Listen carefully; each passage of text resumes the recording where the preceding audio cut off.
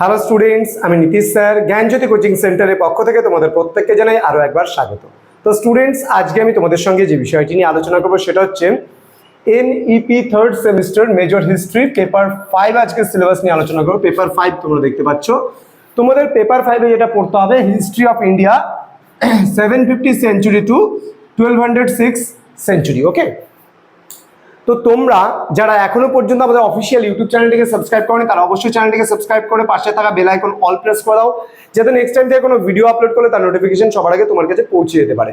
এছাড়া তোমরা যারা ভাবছো যে অনলাইনে আমাদের সঙ্গে যুক্ত হবে বা ক্লাস করবে, তারা অবশ্যই যোগাযোগ করো আমাদের সঙ্গে। অফিসিয়াল নাম্বার 7076398606 এবং 6295916282 নাম্বার।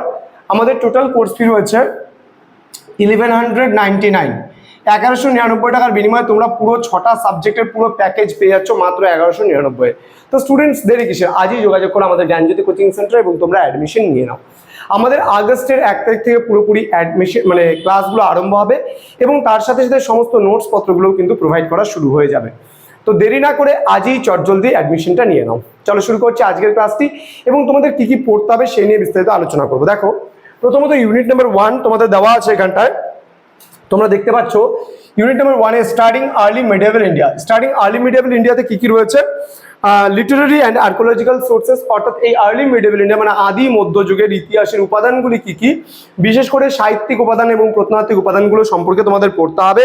এখানে debates on Indian feudalism very very important. ভারতের যে সামন্ততন্ত্রের নিয়ে যে ডিবেটটা রয়েছে সেই ডিবেটটা তোমাদের পড়তে হবে। Rise of the Rajputs and the nature of the states, এবং রাজপুত জাতিগুলো সম্পর্কেও কিন্তু বিস্তারিতভাবে এখানটায় পড়তে হবে। ক্লিয়ার? আচ্ছা, নেক্সট হচ্ছে তোমাদের ইউনিট নাম্বার 2-তে তোমরা এখানে দেখতে পাচ্ছ ইভলিউশন অফ পলিটিক্যাল স্ট্রাকচার, অর্থাৎ এখানে রাজনৈতিক অবস্থা। এখানে তোমরা পাল প্রতিহার রাষ্ট্রকূটদের মধ্যে ত্রিশক্তি সংগ্রামটা পড়বে, পালদের ব্যাপারে পড়বে, প্রতিহারদের ব্যাপারে পড়বে, রাষ্ট্রকূটদের ব্যাপারে পড়বে, এছাড়া চোল এবং রাজপুতদের ব্যাপারেও কিন্তু পড়বে। এখানে আরও রয়েছে আরব কনকোয়েস্ট ইন সিন্ধ, 3 নম্বর ইউনিটে রয়েছে আরব কনকোয়েস্ট অফ সিন্ধ। এখানে কোন কোন বিষয় রয়েছে? এখানে রয়েছে causes and conquest of early Turkish inventions, Mohammad ঘুরি সম্পর্কে পড়বে, মোহাম্মদ গজনি সম্পর্কে পড়বে। মোহাম্মদ গজনি, মোহাম্মদ ঘুরি সম্পর্কে এই জায়গাটাতেই কিন্তু তোমরা পড়বে। নেক্সট ইউনিট নাম্বার 4-এ তোমাদের রয়েছে agrarian structure and social change, কিছু সামাজিক পরিবর্তন এবং কৃষিজ ব্যবস্থা। এখানে কি কি রয়েছে? এগ্রিকালচার এক্সপেনশন, অগ্রহারা, হ্যাঁ, দেবদানা, হ্যাঁ, তোমার হচ্ছে ব্রাহ্মদেবা অ্যান্ড হচ্ছে সামন্তা। ল্যান্ডলর্ডস অ্যান্ড পিজেন্টস এর ব্যাপারে পড়বে, মানে যারা ভূমি মালিক রয়েছে তাদের ব্যাপারে, এবং কৃষকদের ব্যাপারে তোমরা পড়বে। Proliferation of castes, states and untouchabilities. Okay, এখানে জাতি ব্যবস্থা এবং অস্পৃশ্যতা সম্পর্কেও কিন্তু তোমরা পড়বে। নেক্সট রয়েছে ইকোনমি। ওকে, ইকোনমি মানে অর্থনীতি, এবং অর্থনীতি থেকে তোমাদের এখানে কি কি পড়তে হবে? এখানে রয়েছে ইন্টার রিজিওনাল ট্রেড। ওকে, মানে অন্তঃবাণিজ্য সম্পর্ক যেটা রয়েছে, আঞ্চলিক সম্পর্ক। মেরিটাইম ট্রেড মানে ভূমধ্যসাগরীয় বাণিজ্য। ফর্মস অফ এক্সচেঞ্জ, বিনিময়ের কি কি মাধ্যম ছিল সেগুলো পড়বে।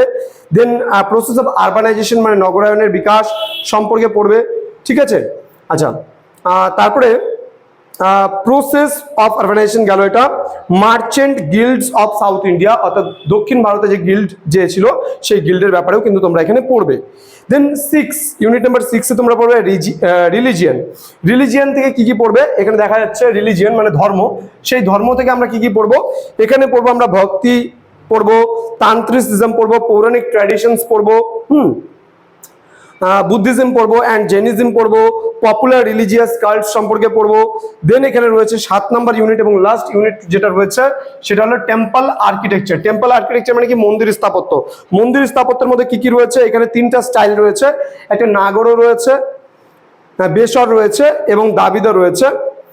এই 3টা স্টাইল সম্পর্কে, মন্দির স্থাপত্য সম্পর্কে পড়বো। তো স্টুডেন্টস, আজকের যে সিলেবাস সেই সিলেবাস এখানেই সমাপ্তি। তোমাদের আমি পেপার 3-তে কি সিলেবাস কি পড়তে হবে আলোচনা করেছি, পেপার 4-এ কি পড়তে হবে সেটা আলোচনা করেছি। আজকে আলোচনা করলাম পেপার 5-এ তোমাদের কি কি পড়তে হবে সেটা নিয়ে আলোচনা করলাম, এবং এর পরের দিন মানে আগামী কালকে আমি কিন্তু তোমাদের জন্য আমি বুক লিস্ট নিয়ে আসবো। পেপার 3, 4, 5 থেকে কোন কোন বুকগুলো তোমরা রেফারেন্সে নিতে পারো, এবং সেই বুকগুলোর আমি ফ্রন্ট পেজগুলো দেখিয়ে দেবো, তোমরা লিখে নেবে, এবং তারপরেই শুরু করব কিন্তু আমরা পেপার 3 থেকে প্রত্যেকটা বিষয় খুব সুন্দরভাবে আমরা ডিসকাস, এবং আমি নয় আমাদের সেন্টারে থাকা প্রতিটা স্যার ম্যামেরা তোমাদের কিন্তু প্রতিটা টপিক, প্রতিটা মানে বিষয়বস্তু কিন্তু একদম পুরোপুরিভাবে আলোচনা করবে তোমাদের সঙ্গে, তোমাদের লাইভ ক্লাসগুলোতে আলোচনা হবে। আমরা হয়তো ইউটিউবে যতটা আমাদের পসিবল হবে আমরা দেওয়ার চেষ্টা করব, কিন্তু বাকিটা কিন্তু তোমাদের পেইড ব্যাচে যুক্ত হতে গেলে আমাদের অফিসিয়াল নাম্বারে যোগাযোগ করতে হবে। তো স্টুডেন্টস, আমাদের এই ভিডিওটি ভালো লাগলে অবশ্যই লাইক, কমেন্ট, শেয়ার করো, সাবস্ক্রাইব করতে একেবারেই ভুলো না। দেখা হচ্ছে খুব তাড়াতাড়ি তোমাদের সঙ্গে পরবর্তী ক্লাস নিয়ে। তোমরা প্রত্যেকেই ভালো থেকো, সুস্থ থেকো। Thank you so much, thanks for watching after all. Thank you students.